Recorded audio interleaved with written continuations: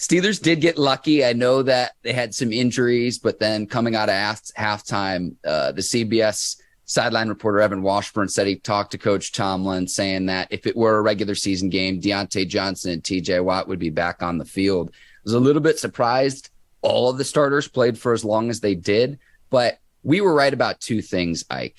Number one, the offensive line still needs all the help it can get, and those guys to gel and the continuity and all of that. And then how about Devin Bush, back-to-back weeks now? He's made a play, tag teaming with Miles Jack, the two inside linebackers, forcing the Lions to fall short on a fourth down conversion. And this is something where I'm like, would you play these two guys in the final week of the season? And you go, heck yeah, because they need to learn how to work together on the interior of that Steelers defense.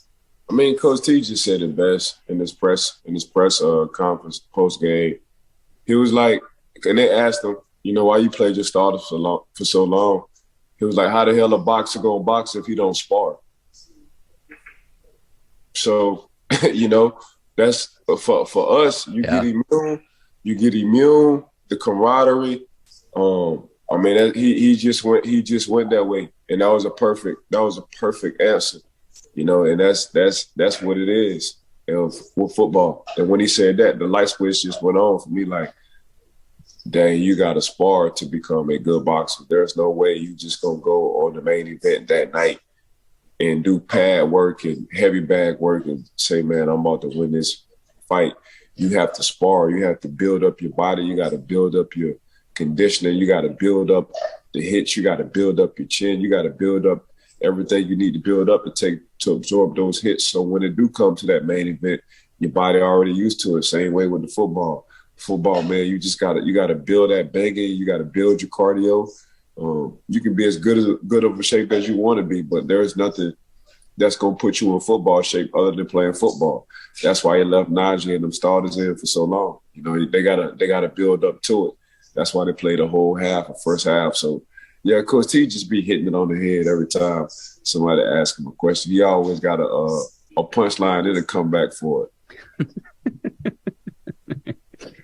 I still think that the running game needs work. The play that Watt appeared to get hurt on was a little bit similar to the play Kayvon Thibodeau with the Giants got hurt. I was always taught the cut block, and there's techniques to be able to shed cut blocks.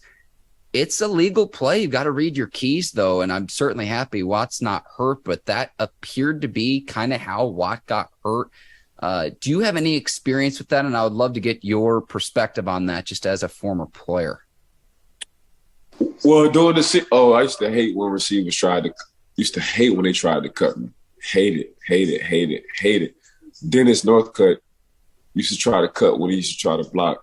So, and he played for the Cleveland Browns. So what I did on run plays, when I knew guys tried to cut, I would run fast and I cut low with them. So I already put that on tape. So if you try to cut Ike, just understand he's coming down with you as well. So I'd rather miss a whole play. I'd rather for my coach to get mad at me trying to cut and protect myself than you cutting my legs up under. So it's just a few things you got to put on tape, and that's what I knew. All the receivers I knew who liked to cut block, I just used to hit low with them. So when I saw them get low, I accelerated to them. And I got low with them too. So and usually I spin them around because I was coming in so fast. So they just stopped cut blocking me. They was like, man, we just gonna try to block the dude because as we're getting low, he's getting low too, and he's coming in too fast. Yeah, it's like a car crash too. It's just like, and no one wants, and afterwards it's like, oh man, a little woozy afterwards. I love it.